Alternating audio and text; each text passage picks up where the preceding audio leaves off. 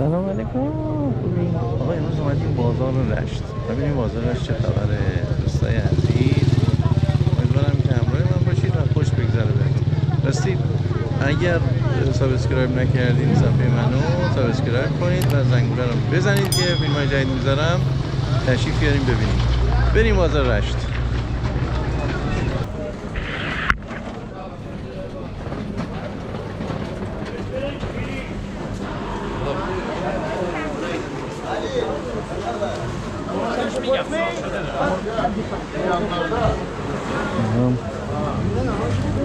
از یا فلوس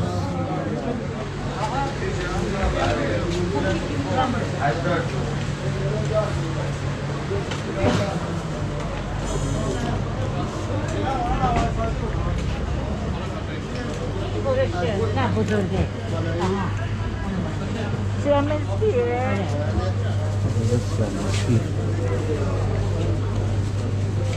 کیلو چنده؟ داره عکس میگیره دیدی؟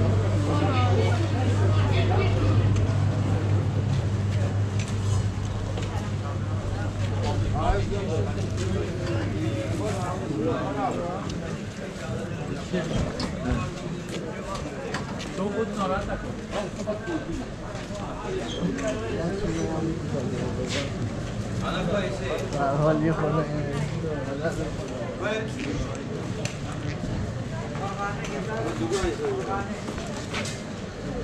مرغابی اعتمانی 1500 مرغابی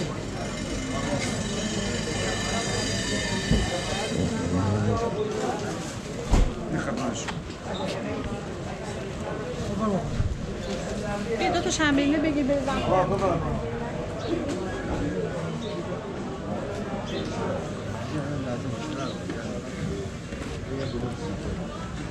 سی تومن و 35 چند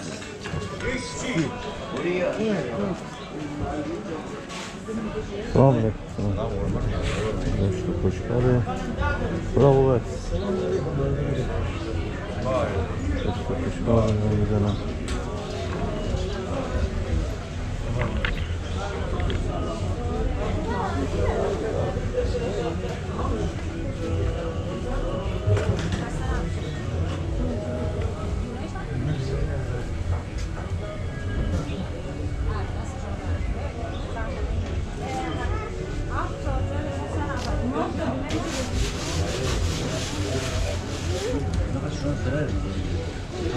دکتر نقد شما ضرر میکنه.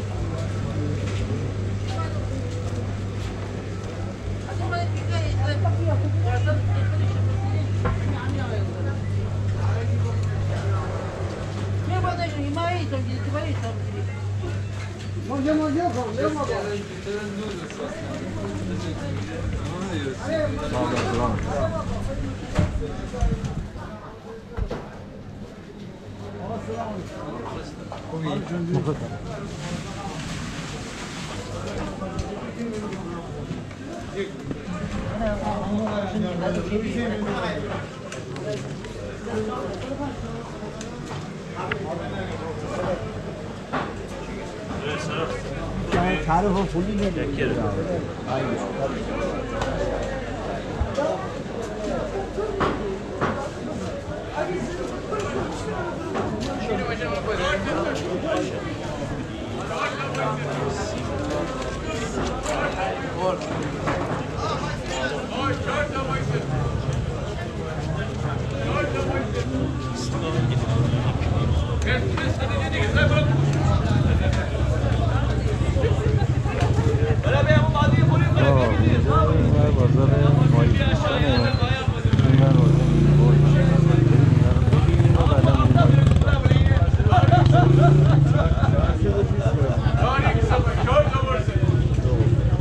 4 تا وای برسه آه 4 تا وای برسه 4 تا وای برسه آه 4 تا وای برسه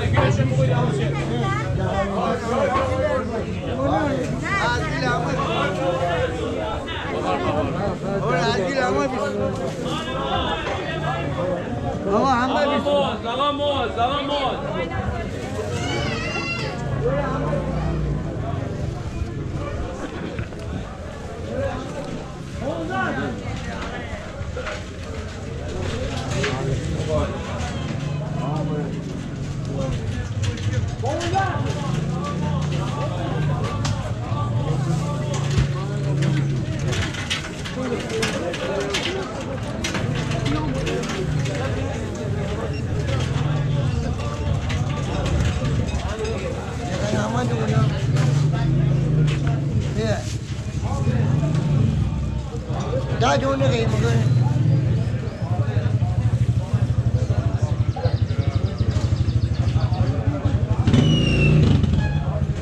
Đã làm môi.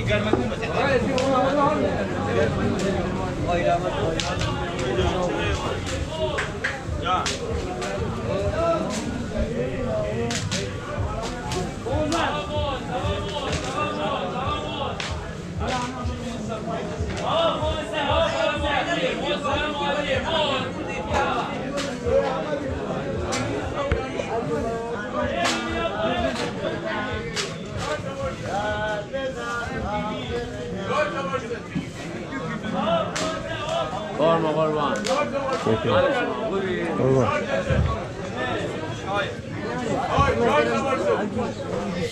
Đây là con giang gì? Không, chúng tôi biết có cái ngoài 4 تا برسه 4 تا برسه 4 تا برسه 4 تا برسه 4 تا برسه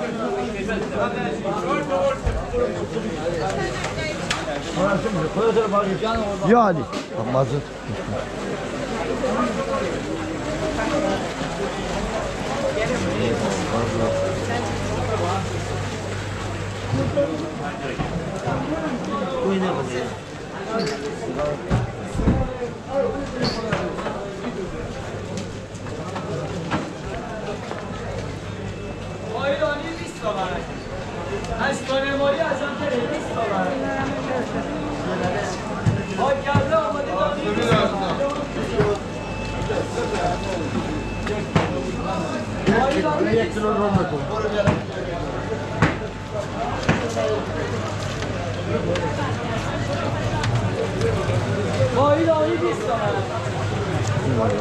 کدوم رو میگی 20 تومن؟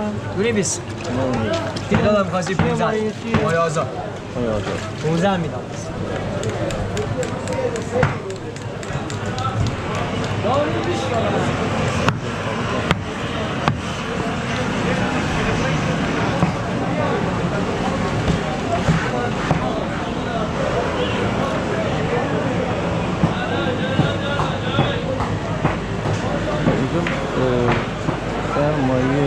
مایه فروشیه این برم دیگه بریم سرم بزنیم با جیگه اردک و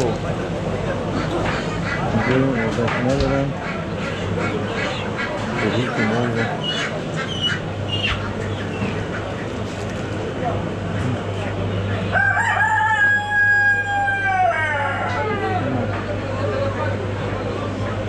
نوکاش میگردیم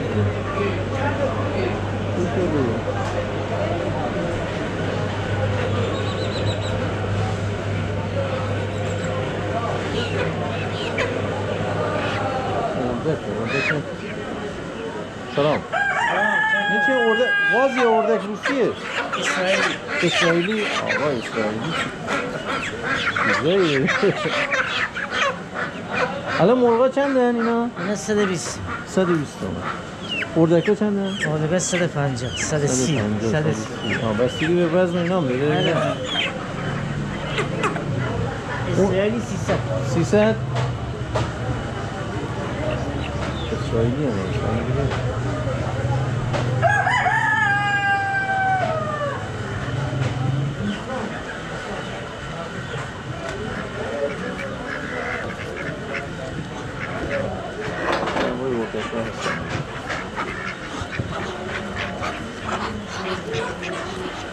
اینا هم بازن جازه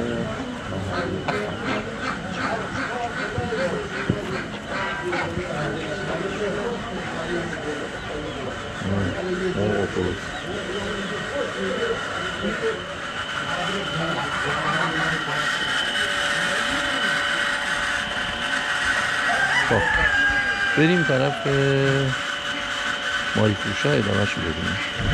میریم ادامه ماهی فروشا.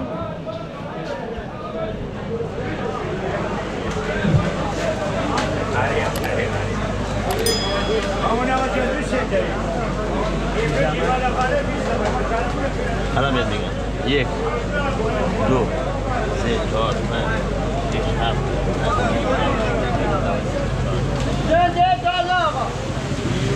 بیا اینجا نه اونجا.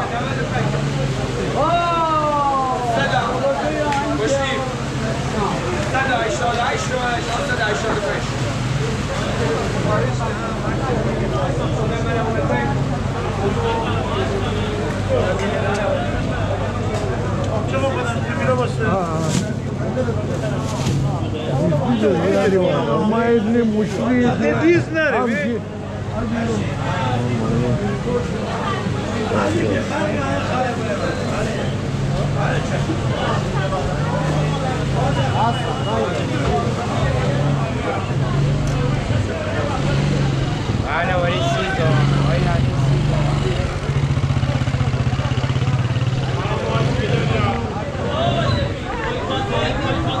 ما دونه ای میخریم. دونه ای وای ما مردانه بقیه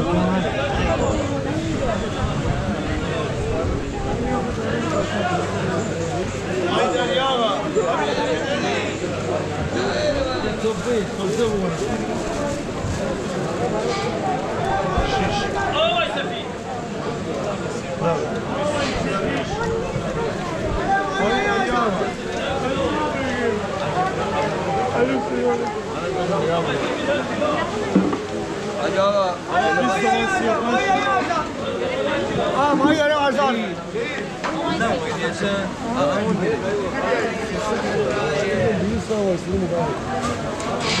نه چاکرم میگم 300 تومن نه که الان اگه اواره سر کیلویی 80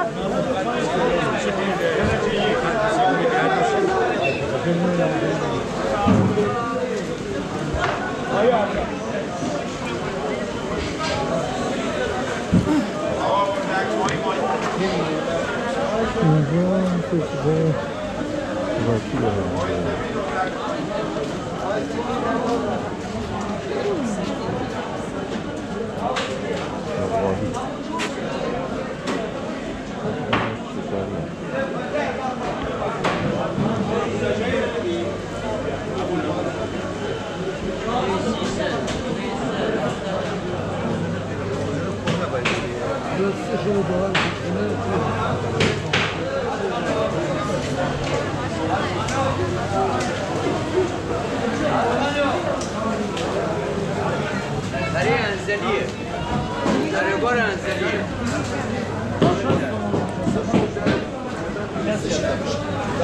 زیر قیمت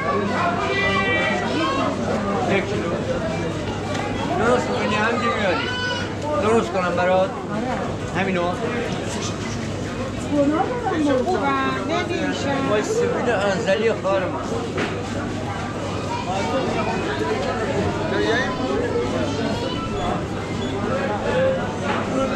هلو 15 بسته یک کیلو 405 گرم 115 کیلو چنده؟ بیا دلیا رو بخور کیلو چنده آقا؟ 80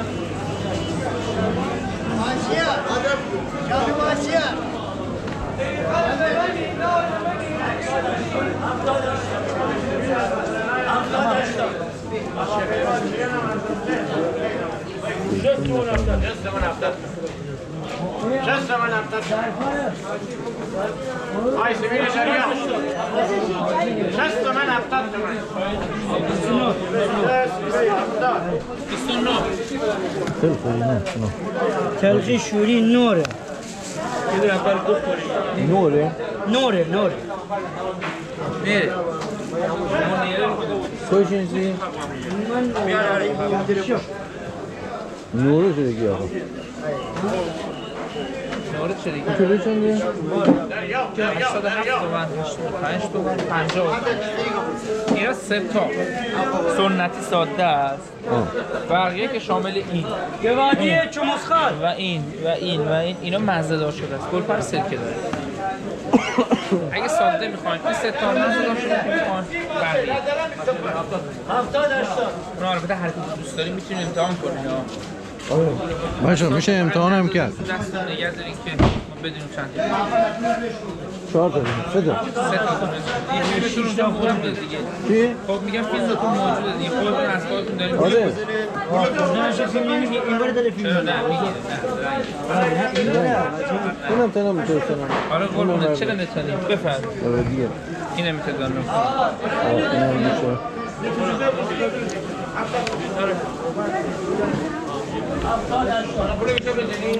روغنی تره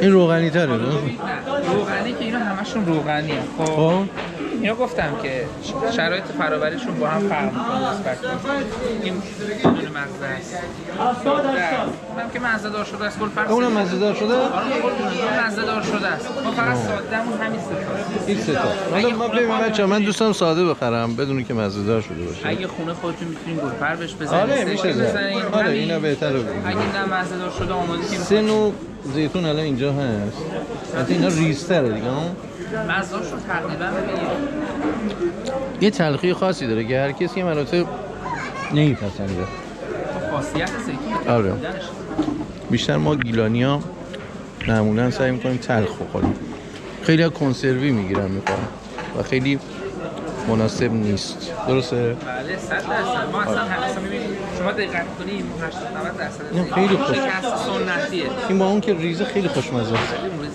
چون زیتون ریز نسبت به چون یه خورده روغنش کمتره هم یه خورده این کیلو چنده بابا؟ این 55 خیلی خوشمزه یه 1 کیلو به من میدی اینو؟ جان یه 1 کیلو به من بده تا میدونی داره چرا؟ چون خیلی خوشمزه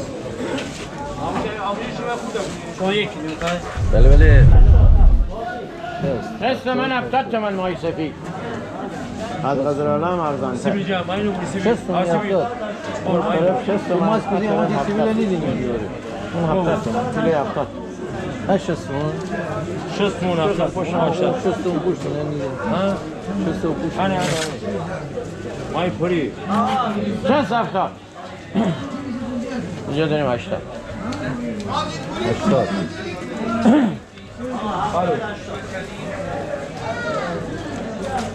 من چکونی دیدی نه؟ بله اینجا توی چکونی یا توی چکونی بگیر داره میگیره نیا کن بگیر درست میکنه نیا کن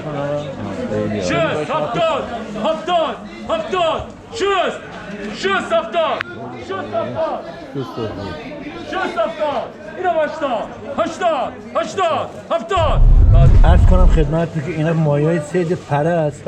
همونی که نشون کنار دریا دریا با قایقه از اون نه از این مایه به اصطلاح لودرایی که هستن تورا رو میکشن بالا با اونا دامو پهن میکنن تو ظرف مدت نیم ساعت 1 ساعت دامو میارن و ماهی موقع صید صدمه نمیبینه، علامت دام روی بدن ماهی نمیمونه که ماهی بخواد گوشتش به اصطلاح خراب بشه، ولی دام گستر رو میبرن صیادایی که معمولا 3-4-5 نفر با قایق میبرن وسط دریا میذارن. دام میذارن. آره.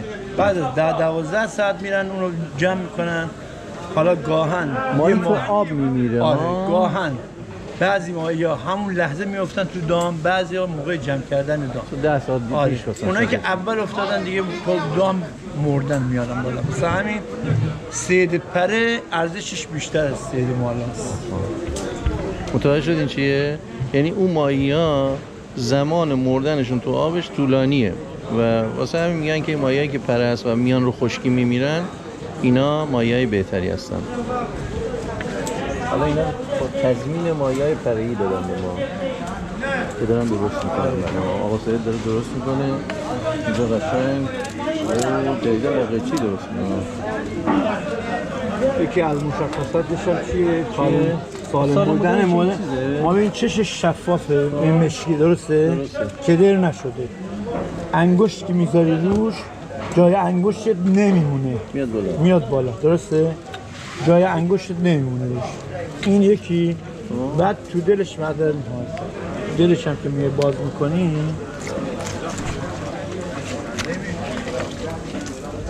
جگر چی میبینی؟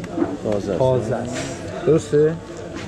زمینی که حالا آبشوشش هم بخوای نگاه کنی آبشوش هم معمولا صورتی یعنی قرمز کدر نیست، کبود شده نیستش. کبود نبود. آره این تازگی. این هم گوشتش هم بده برای یه برش بدم ببینی. آسد بزن دیگه از اینجا به بعد دوباره اون آقا سعید پزشک عمومی. این دیگه میره جراح میره زیر دسته کرد. جراح اینجا. این دیگه الان بسته به سلیقه شماست. همینجوری یا دو تا بزن.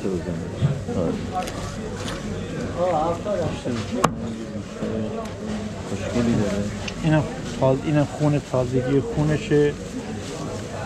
البته انزلیچی‌ها با همین سرخش میکنن. با همین خونی که توش هست. چرا؟ حالا میگن خوشمزه تر، حتی آبم نمیزنن. چجوری به سرخ کنن آقا اینا کسی؟ ببین برای شنیدی که میگن ماهی باید برشته باشه گوشت خام، درسته؟ آره ماهی رو روغن فراوون واسه این میگن که ماهی تو روغن غرق شه، برشته شه، استخونای ریزش موقع میل کردن چی بشه؟ پودر شه. آفرین. ترد بشه که دارید میل میکنه دیگه زیر دندون پودر میشه، نیازی نیست درش بیارید. ولی خب استخونای درشتش رو دیگه با زحمتشو بکشید. اصلیش اینه که توی روغن زیاد سرخ بشه، غرق بشه. سفید و دیگه اینجوری. کلا ماهی رو اینا ماهی سفیده دیگه. ماهی سفیده. معمولا کلا میگن ماهی رو اینجوری. باید توی روغن فراوون. ولی بعضی ماهی‌ها مثل ماهی روش خاصی داره. نه اون ببین اصلا ماهی رو قشنگ برشته کنی تو روغن فراوون وقتی میریزی ماهی مغزش هم سرخ میشه. ولی وقتی روغن کم میریزی فقط سطح ماهی سرخ میشه و داخلش تقریبا خام میمونه که اون استخونای ریز موقع خوردن اذیت میکنه. اینا رو هم میخورن. اینو زمانی که ماهی به حالت بالوری میرسه این تقریبا اشبل داره. ماهی های نرم اسپرم ماهی در اصل که بهش میگن شیرین روده میخورن. اینا ما صاف میکنیم معمولا. بزرگتر که میشه لذیذتر میشه. این الان نره یا مادر؟ این الان نر بود. این نر سرش هم ببین یه دندونی داره. خوشمزه تره درست؟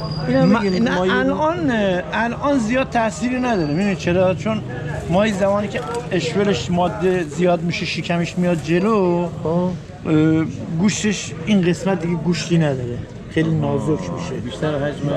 آره واسه اینه که تو اون به اصطلاح موقعیت زمانی که نزدیک عیده بیشتر مایه نره که لذیذه، گوشتی تره. یعنی از نظر عطر به خاطر گوشتی تر بودنش. ولی از نظر عطر و طعم نه فرقی نمیکنه، چه نر چه ماده، هر دوتا یه عطر و طعم داره. امیدوارم اطلاعات مفیدی داده باشن. اسم شما؟ من سحرخیز هستم. آقای سحرخیز. بیاد دوست عزیزمون آقای سحرخیز زعفران سحرخیز ما هم تو گیلان سحرخیز زیاد داریم. شبخیز، سحرخیز همشون سحرخیز هم از اون بر سحرخیز هم از اون بر یعنی سحر میخوابن؟ نه تا سحر تا سهر بیدارن میگم که تازه سر میخوام. آره سرخیز از اون لحاظ. ولی می اومدم میدیدن اینا بیدارن فکر می‌کردن که سهر بیدار شدن. ولی خب مردم زحمتکشی ان، حالا مخصوصا بچه‌ای که صیادن اینا خیلی زحمت داره صید ماهی واقعیتش. درست آقا خیلی زحمت داره. اینجوری به همین سادگی نیست ماهی گرفتن. به هر حال روزهایی هستش که میرن و دست خالی برمیگردن تو وضعیت بد دریا، طوفان، بله. تو هوای بد، هوای سرد میرن و همین مخصوصا صید پره که بهتون میگیم بله. معمولا یه گروه 200 نفره 100 نفره هستن میرن یه لاک ماهی شاید 20 کیلو. بله بعضی اوقات ماهی کم. هزینه هاشون هم در نمیاد. خیلی کار سختی. حالا به هر حال کار کردن واقعا یه خورده سختی داره دیگه، یعنی پول در آوردن یه خورده به سختی بکشه آدم، همینجوری به همین سادگی هم نیست. بعضی اوقات هم البته ساده هم هست بماند. ولی مردم، خب اینو بگم که مردم گیلان مردم زحمتکشی هستن، هم زناشون هم مرداشون. حالا ما برای اینکه نشون بدیم زحمات اینا رو سختیشونو، خودم شخصا آهنگ های زیاد رو خوندم، ماهیگیریشو تو پیجم هست، مکی سحرخیز. چه پیجتون چیه؟ مکی سحرخیز. مکی؟ آره فارسی هم پشت سرم باید بزنن؟ نه میتونم فارسی بنویسن مکی مکی سحرخیز. میتونی یه خورده برامون بخونی اینجا همونا؟ برید همونو ببینید لذتشو ببرید که ببرید. بریم تو اون. باشه این هم قشنگه. میگه ماهیگیر لوتکا درز آب داره، آب جماله شلفه خود است داره، آب جماله ای شلف شلف آب توشنه، هرچی آب خالی کنه با لوتکا درز آب داره. آخ ماهیگیر درده کی دنه اون زندگی یکی خبر داره، وای ماهیگیر درده کی دنه اون زندگی یکی خبر داره. ماهیگیر ماهیگیره ماهیگیره. این از گزارش خیلی عالی بود. موسیقی کتاب خوبی باشه. خیلی عالی بود. خیلی ممنون از اینکه یه حالی دادیم و تمام مردم دنیا این فیلمو میبینن و هر جایی از ایران که هستن و هر جایی از دنیا که زندگی میکنن باعث افتخار این خاطره دوباره براتون زنده میشه. مثلا این پیج شما، این پیج یوتیوب منه. اوکی. به نام سفر شو. سفر شو. آره سفر شو که انگلیسی معمولا آره انگلیسی بزنیم با دبلیو آخرش. و دوستانی هم که الان تو پیج ما هستن و سابسکرایب نکردن سابسکرایب کنن. بازم از این فیلم‌های بامزه و خوب تهیه کنیم از کل ایران و برای شما می‌ذاریم. مخصوصا بازار رشت که یکی از بازارهای بسیار زیبا به خاطر این به اصطلاح فضایی که داره و اون بازی رنگ و نور و صدا و اینا پر از شادابی، پر از یکی از ویژگی‌های بازارش همون بحث صدا و اینکه صدا میکنن که برای هر محصول یه شعری میسازن.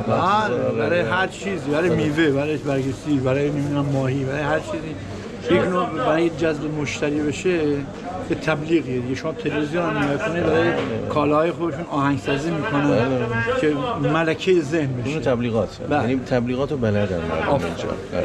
خدا خیلی معمولا گیلک‌ها خوش‌ذوقن. آره خوش‌ذوق. خیلی ممنون. سپاسگزارم. تشکر. بای بای بکنیم منو ببینم. خیلی خوشحال شدم. خدا. خب از اون از بازار چیز اومدیم، از بازار مایزیشا اومدیم داریم این طرف شهرداری که همون خیابون شیک بهش میگن. این برمیگرده. بله خانم بله. اون نوار گل فهم بگم نوار گل بگم چی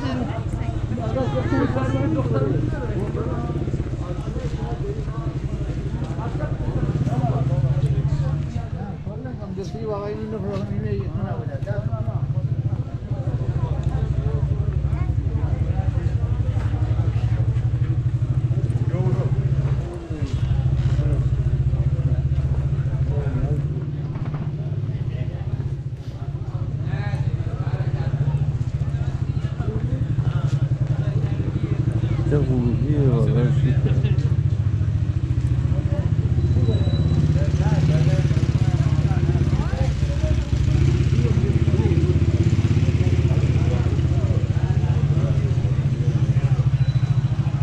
که وارد میشن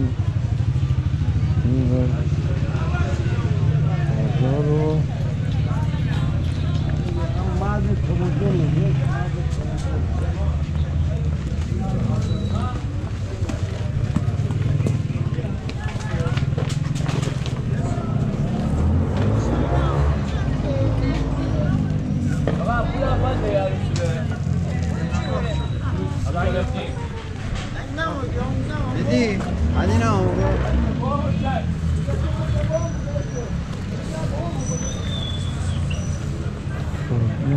شهرداری اینجا میشه از خوش میگرد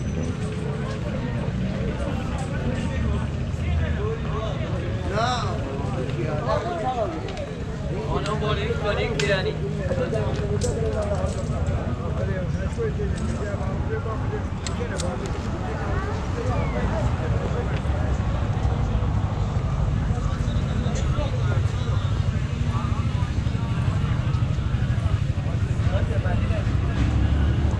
Okey. Bravo. Oo.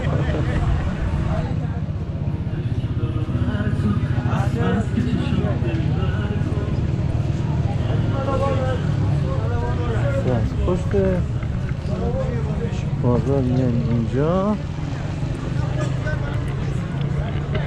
و میرسیم به شهرداری.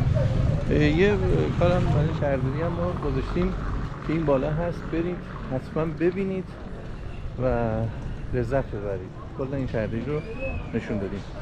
خیلی ممنون از اینکه با من همراه بودید. دوستانی که سابسکرایب نکردن حتما سابسکرایب کنن و زنگوله رو هم بزنن. فیلم‌های جدید که میذارم تشریف بیارم ببینن و با دیگران هم شیر کنید.